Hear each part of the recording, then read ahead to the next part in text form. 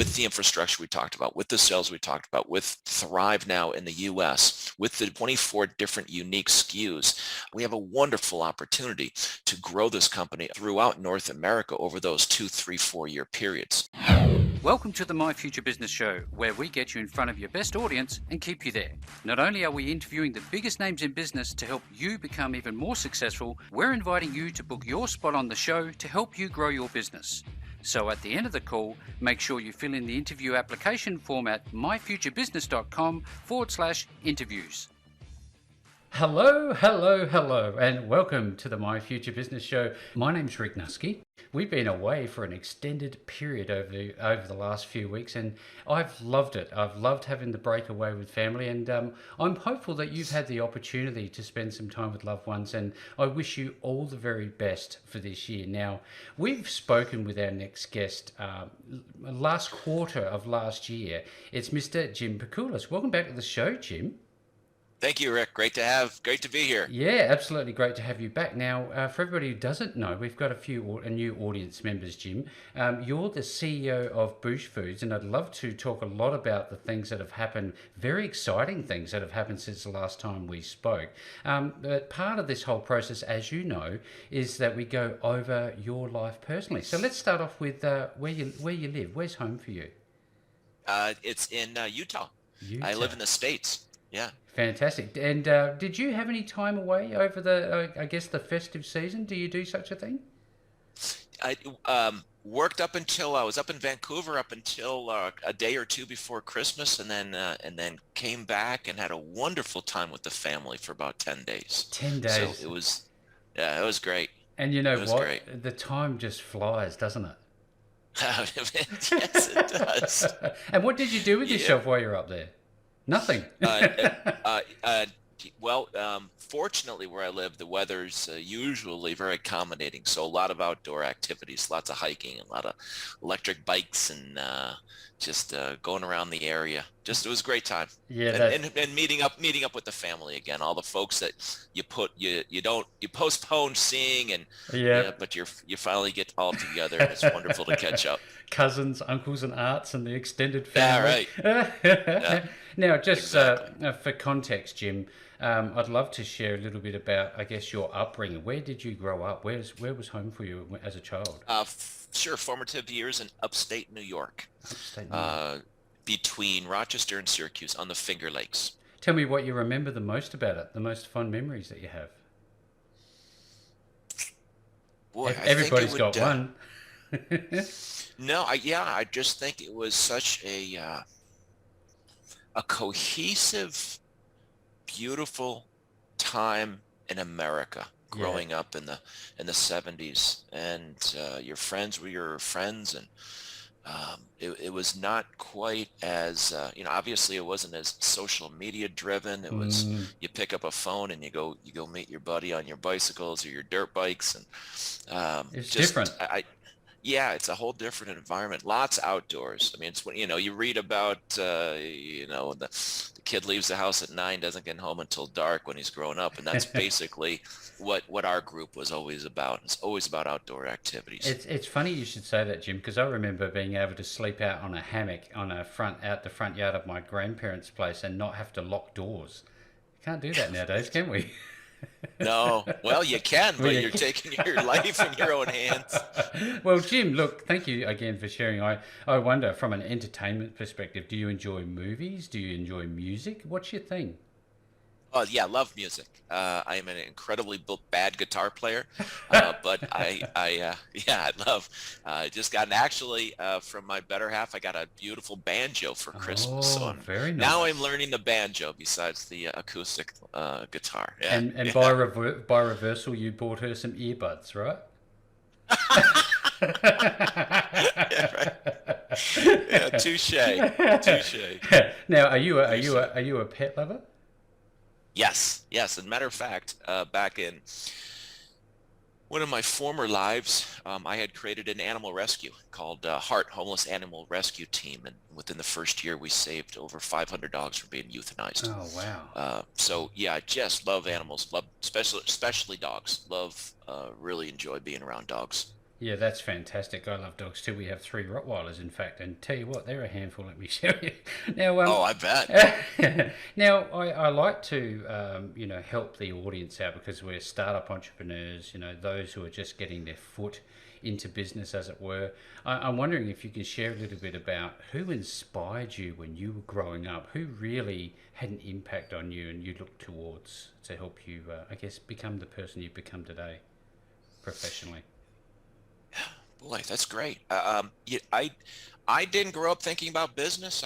It never occurred to me that I wanted to get in the business arena. Mm. And I think it was just the formative years having quality, loving, ethical, strong-willed folks. I grew up with three brothers, older brothers, and so they kind of blazed the trail for me. My mom and dad were fantastic. Mm-hmm. So I think I would take a little bit for Rick from everybody. I had some really great school teachers, always in sports, whether it was lacrosse or soccer or basketball. And if you in each of those different arenas, you take one or two people and you learn from them, and you try to emulate their successes. Absolutely, yeah. I think it was. I don't have it was Mr. or A Professor pivotal or moment, whomever. yeah, absolutely. Yeah, no. No, I agree with that absolutely. But one thing I will ask you though, Jim, in the team sports arena, did you find any value in learning to be a team member? Oh, great question. Absolutely, 100%. I was fortunate enough in each of my sports to have been a captain or a co-captain, and the takeaway from that is being able to control your own emotions, win, lose, or draw. And Yep. sometimes you have a losing season and you busted your tail for 6 months and it's a horrible feeling. So it's rallying the guys to make sure that the next season is going to be better. And you learn from everybody in a team sport, as I'm sure you know, Rick. Yep. You learn how to negotiate. You learn how to lead. You learn how to listen. Um, Be and humble. you try to go ahead and excel in your sport, whatever sport that may be. Yeah, absolutely. Now, I know that being the CEO of any organisation must be, I guess, stressful, very busy. I'd love to learn how you look after yourself. What's a day look like for you, Jim? Well, it's unique because I work remotely, so it's either when I wake up early, I work out of the house. I have the house home office, Mm-hmm. so there's no drive time. Two times a day I'll break for exercise. Again, we live in one of the most sensational outdoor areas, I think, in the world, down in southern Utah.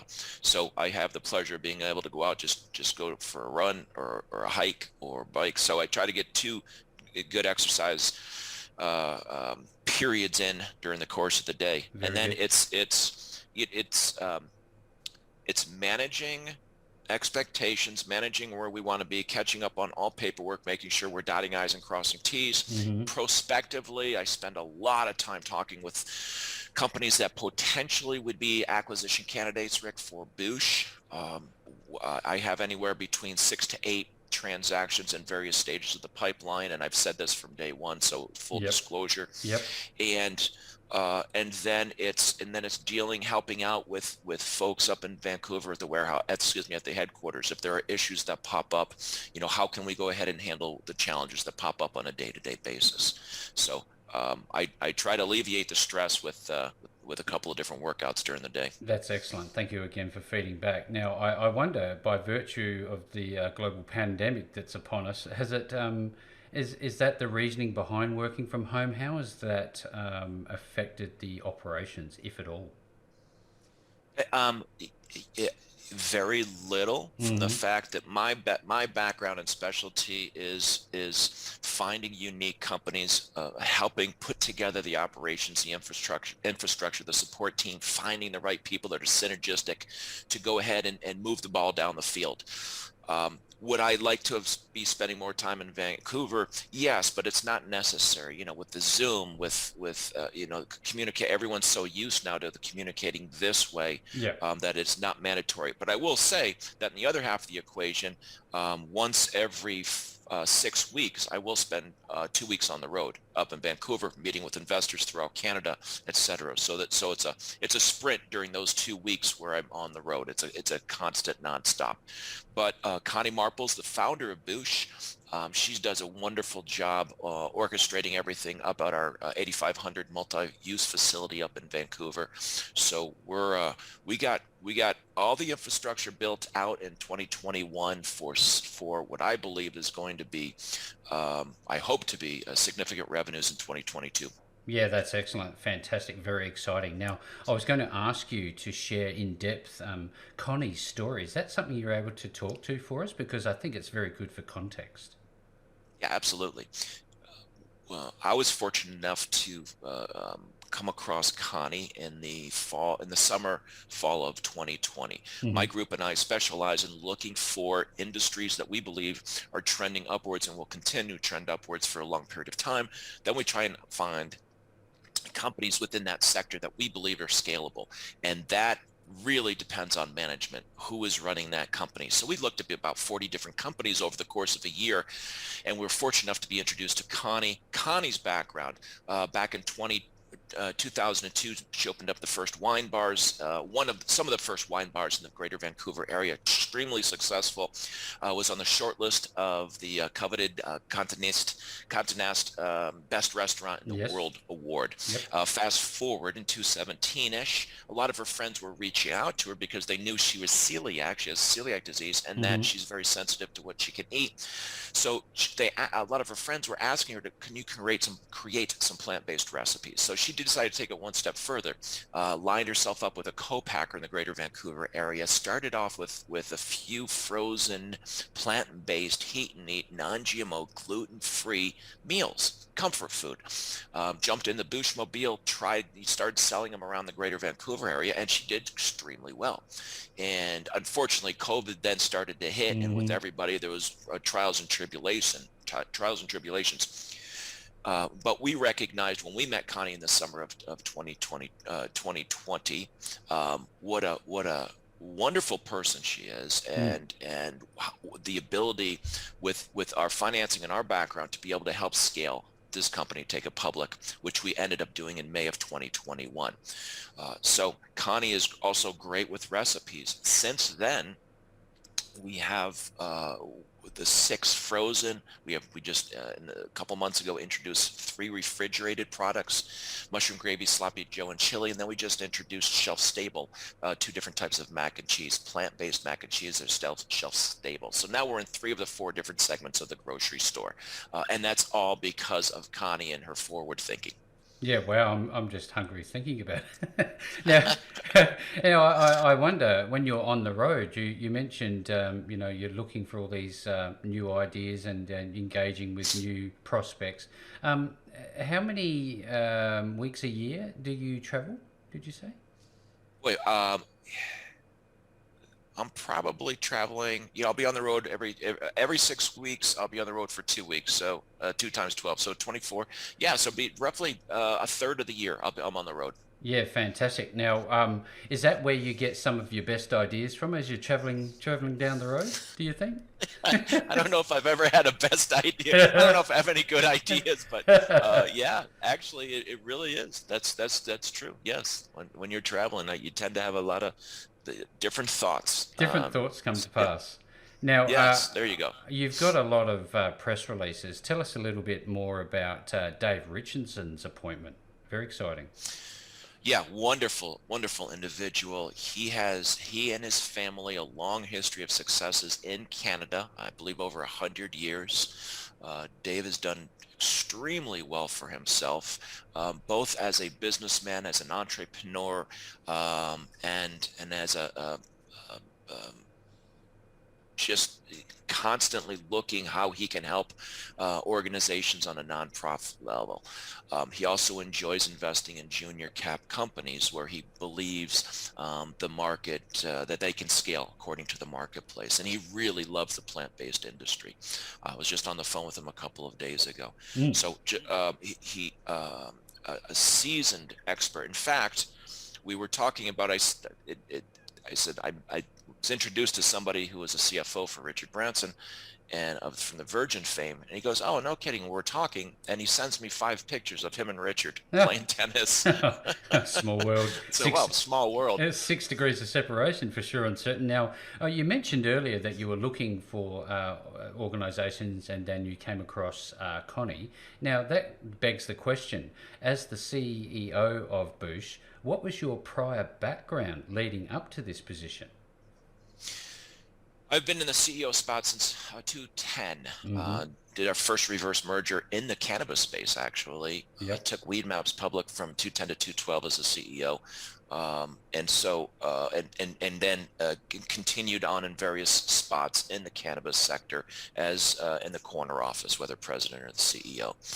So I've been fortunate enough to work with a ton of great people, and hopefully I've been able to guide them in the right direction, and hopefully we're heading in the right direction with Boosh. I believe we are. Yes, absolutely. Now, there is obviously opportunity for people who are listening to this as not only consumers but investors. But that begs another question. You're onboarding 25 new accounts per month. What are you doing to, I guess, ramp this all up so people have a bit of an understanding of how you operate?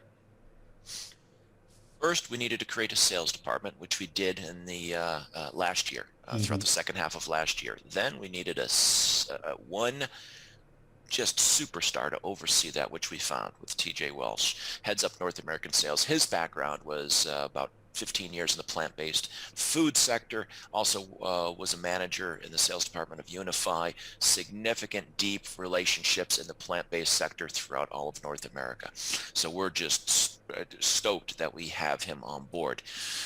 So number one is that. Number two, with Brandseed is our Canadian food broker. They're the ones that also are assisting us with getting food to the different accounts open, besides our internal sales team. And then a couple months ago, we hired Thrive Natural Sales Brokers, one of the top tier food brokers in the United States, natural food brokers in the United States. They touch. Yeah, they're made up of really, it's like the basketball team in the summertime. It's the superstars get together. This group is made up of superstars. So we're just it's fantastic. We have a relationship with them, and we're just getting geared up to start marketing and selling throughout the United States. So to answer your question directly, we have a great internal sales team. They're out there hitting the pavement every single day. TJ, with his relationships, are making things happen. Brandseed, through their network and brokers, are making things happen, and then Thrive will be turning on the jets in the not too distant future. So wow, I think that numbers. You got the rubber on your soles are burning. You're moving that quickly. It's just amazing. I actually saw a video with you in it. My condolences. With Thrive Natural Sales. What was that all about? I saw that on your webpage. Oh, was it me or was it was you? No, it was you, and you had your sunnies on. You were looking all cool. You had the mountains in the backdrop. It was really. Oh, yeah. That must have. Yeah, I think that was that's right around the corner from where I live. Oh, wow. That must have been just the introduction, Rick, of us getting involved with Thrive. Yeah, absolutely. Because I see that you've got the I guess the ability, the tenacity, the marketing chops, as it were, and you've built yourself a wonderful team. Now you've also I think I saw Connie on Business TV. Is that correct? Tell us a little bit about that. Yeah.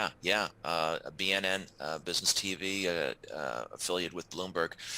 Yeah, we probably have 4 or 5 different commercials running on BNN over the last 6 months. Really effective. It was great, and the owners of the studio, the station, are just fantastic people. I've worked with them for years, so we're just delighted to have our relationships with them.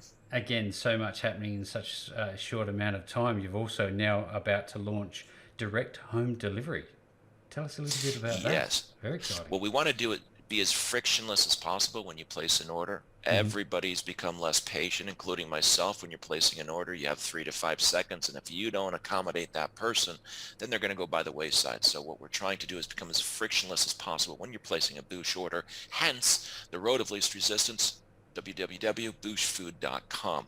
By the end of this month, we'll have a limited number of products on there, and then we'll continue and expand out eventually to have all 24 of our products on there. But that was the methodology behind it. We just wanted to be able to make it as easy and quick and as few clicks as possible for you to be enjoying a nice hot shepherd's pie with Beyond Meat crumble in it. Oh, very nice. Now, it begs the question also, Jim, where are you sourcing all of these wonderful ingredients? Are they local? They are made up of local and international produce? How does that come about? The majority of our ingredients, raw ingredients, is from the Canadian marketplace. And I would say the high majority, but if not 100%, is from the Canadian marketplace. And then we have a co-packer that's about 10 minutes away from our facility in Vancouver, who actually goes and sources the supplies for us and puts together the packaging, puts together the meal. We have quality assurance professional that oversees everything, making sure each batch is systematic and consistent. They package it right there at the facility. We then go ahead and put it in the frozen storage facility, or if Unify is all ready to go, they'll just come and pick it up right at the co-packer. But as far as the ingredients, everything is done by the co-packer. So tell us a little bit about the Boosh community. You would obviously have a thriving community of people who have similar needs to Connie's. Do you listen to them, and how do you get their feedback about, I guess, new product ideas? Do you have such a thing? This is really Connie's wheelhouse. And yes, to answer the first half of your question, we always are listening to customers, 100%. It's one of the reasons why we have such the least amount of preservatives, arguably, than out of any of the plant-based foods out there. Besides being extremely healthy and really tasty, and price points are right there. But as far as the rolling out new products, that's really Connie's expertise. Right now, I would say she's working on probably 6 new items. So just a recap of last year, we acquired 3 separate companies. One, Vegan Canteen, which is powder-based cheese. Number 2, Salt Springs Harvest, which is a veggie pate and dip. And number 3, which was Pulse Kitchen, which is plant-based cheeses. And unique, they differentiate themselves in the marketplace. We will never, I shouldn't say never, but highly unlikely we will ever come out with a plant-based burger or chip or chicken. Most likely it'll be something that complements. It's a secondary dish on the plate. And the press release that we came out with this morning is indicative of that. We're expanding now, and it's not necessarily for everyday use, but here's a perfect for a party. You're having a party, a dinner party on a Thursday or Friday night. You have 15 people over. This is perfect. These pates and dips and cheeses are absolutely perfect. You're healthy. You feel good too after you eat it. You don't feel like you just had a pound of cheese at a party. It's heavy duty. They're heavy duty, and they're filling, and they're tasty, and they're healthy, and I can't say enough good things about both Salt Spring and Pulse Kitchen. Just phenomenal food. Thank you again. I know that we have a vast and varied audience base who listen to the show, and I'm wondering, who is Boosh ideal for? Is it everyone, or is there only those who have needs for non-GMO or gluten-free? Who does it apply to, do you think? Former. Everyone across the board, everyone that eats. Boosh caters to. Yeah, well, that's wonderful. We don't go after the vegan market or the vegetarian market. Although those individuals that subscribe to that enjoy our foods, but we go after someone like myself. I enjoy chicken and fish. And as an example, we like when you have a Boosh food complementing perhaps a chicken, like the mushroom gravy, hot mushroom gravy poured over chicken over the top of some pasta is second to none. It's phenomenal, and it's healthy, and it's good for you. So it's flexitarians, Rick. It's the individuals that are meat eating, but they do want a little bit more plant-based in their diets.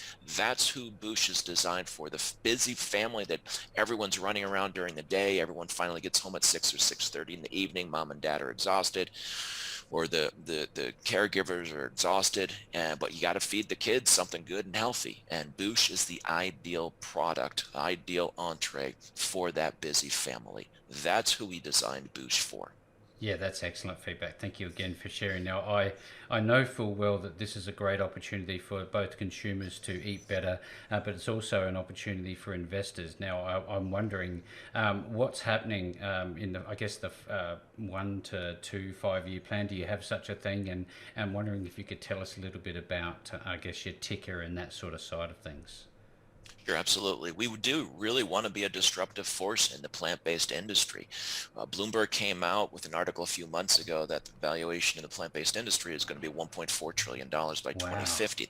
That's going to come from somewhere. So you're going to see, I believe, a movement from the animal-based protein to plant-based proteins. We have a blank canvas in front of us. We have a wonderful opportunity with the infrastructure we talked about, with the sales we talked about, with Thrive now in the U.S., with the 24 different unique SKUs, and we won't be stopping there. We have a wonderful opportunity to grow this company aggressively throughout North America over those 2, 3, 4 year periods. So I don't want to prognosticate what I believe those numbers are, but I Hmm. want us to get very large. I'll give you an example. Back in the cannabis space in 2014, 2015, there was roughly 600, 700 different small publicly traded companies in the cannabis sector. Today, you have 6 of them that are billion or multi-billion dollar companies. I would Hmm. like Boosh to be comparable to that in 3 to 5 years from now. I want us to be one of the strong brands in the marketplace.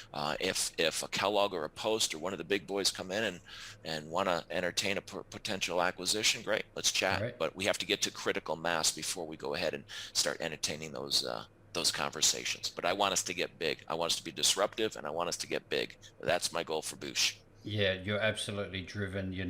Nothing has changed in terms of your story. You're consistent, you're a go getter, and it's a real credit to you. And I really appreciate the conversation that we're having, Jim. So, what is the stock ticker that if anybody wants to find out more?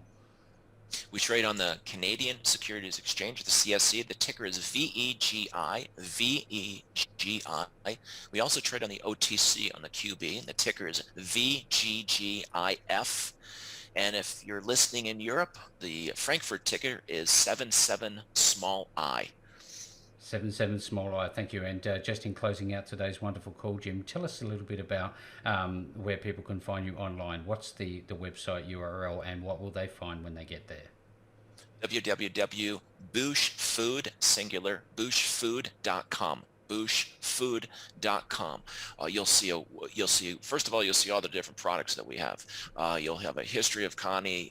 You'll have a locator in regards, most importantly, next to Connie. You'll have next to the Connie being up there. The next most important thing is there'll be a locator to determine where in your geographical area you can find Boosh, and that's the key right there. Try Boosh. The other thing, Rick, I'd like to talk to you about just real quickly. Obviously, Absolutely. we're growing by leaps and bounds. In fact, we just announced a couple of weeks ago, we just got an order for 120 stores for Save On to be delivered at the Oh, end of wow. March, beginning of April. Uh, and so we continue want to keep on growing, but from a corporate standpoint and for an investor standpoint, we try to be as non-dilutive as possible with our capital table, our capital structure. And what does that mean? That means that we don't like to issue lots of shares. Many companies, when they go public, will have 50, 100 million shares outstanding. We only had 16 million shares outstanding when we went public in May of 2021.